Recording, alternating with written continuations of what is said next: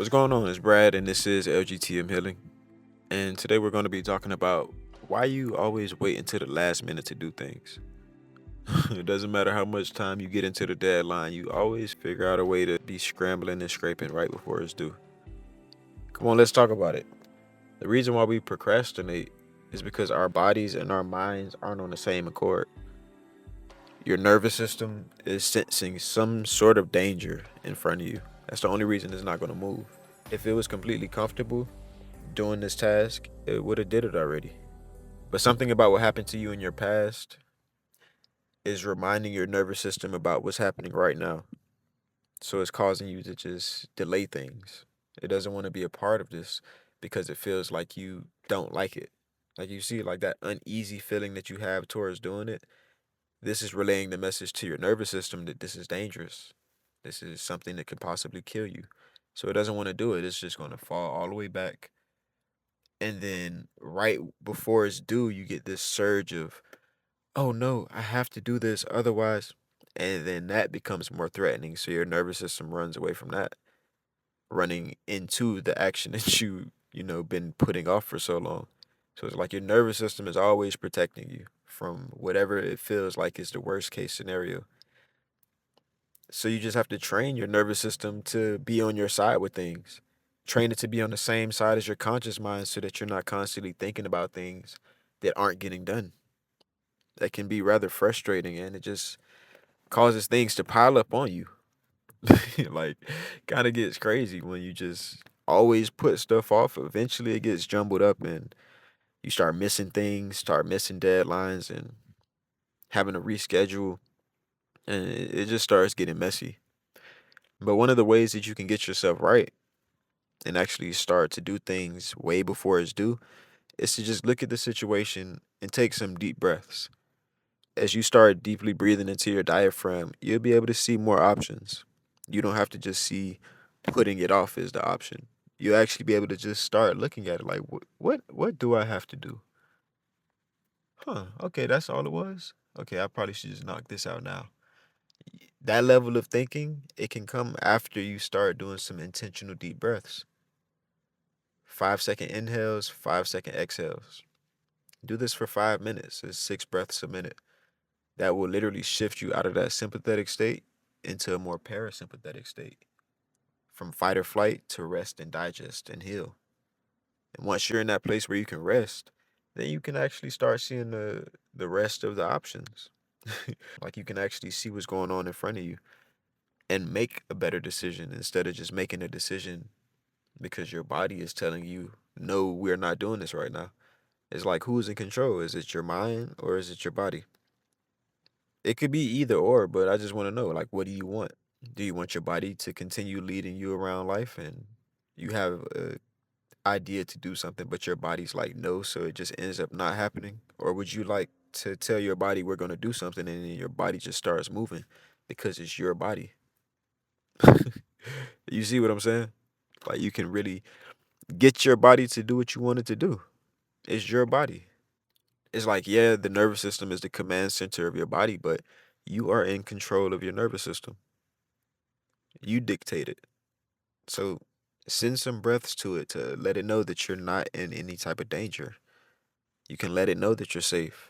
And after letting it know that you're safe, it'll move forward with whatever it is that you actually wanted to do instead of just having you mindlessly doom scrolling or productively procrastinating when you realize that you actually had something that you could have been doing.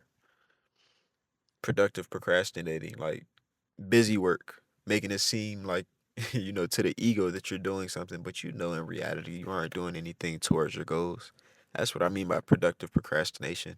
You don't got to do all that. You can actually move the needle forward, do the thing that'll matter in this moment instead of just doing something that'll please the ego, please the mind, make it feel like you did something.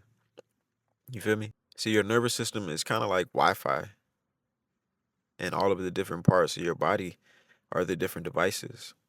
When that Wi Fi goes out, what happens? There's no communication. So, as long as you keep that Wi Fi signal strong, everything in your body will understand its role and what it's supposed to be doing. And you keep that Wi Fi signal strong and where it needs to be by breathing, by regulating yourself, by working out. Physiology and psychology are linked.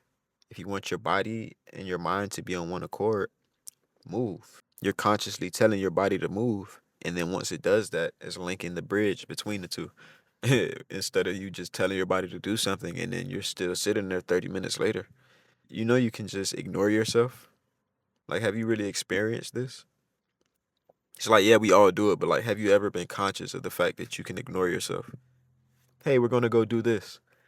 2 days later, still ain't happened. You ignored you. Why? Aren't you somebody respectable who needs to be listened to? If that's the case, start breathing deep into your diaphragm. Start letting your body know who's in charge. It doesn't just get to push you around and stop you from doing things or make you do things because of how it feels about a situation. It's like, yeah, it realizes a pattern and it's only trying to protect you, but even still, you run your nervous system. It doesn't run you. I mean, it's running you currently, but just who has the most power? You have more power over your nervous system, so you can really shift it. Shift the types of things that it's experiencing so you can shift the type of life that you experience. The negative things about situations that your nervous system saw in the past, they don't have to be what's determining how you live your life now. Your nervous system will really make a mental monster out of something. Like, it'll be nothing but going up and having a conversation to somebody or something small, but your nervous system will really have you anxious and have your heart racing, have your mind racing with it. And it's like all sorts of negative can be coming from something that could be positive, just a little conversation. Our nervous system is really, it can be kind of extra. And when I say kind of, I mean really. It really just have you out here tweaking for no reason.